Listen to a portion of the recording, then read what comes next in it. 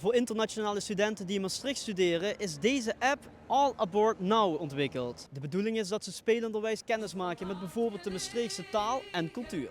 Maastricht door alle eeuwen heen. Wat daar belangrijk bij is dat je op het moment dat je ergens nieuw komt, dat je beslagen te ijs komt. Hè? Dat je weet wat er allemaal te doen is, en wat er voor informatie allemaal tot je komt en dat het op de juiste manier gebeurt. We hebben een hele grote populatie aan internationale kennismedewerkers in deze stad, maar ook internationale studenten.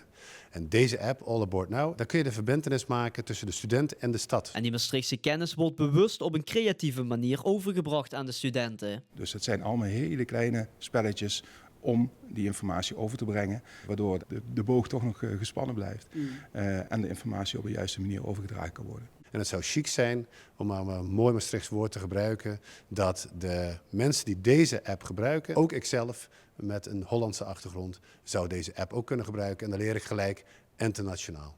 Het doel is niet per se dat alle internationale studenten meteen vloeiend Maastrichts gaan praten, maar het zou toch leuk meegenomen zijn. Nou, ik denk dat vooral belangrijk is de woordjes kennen die gebruikt worden.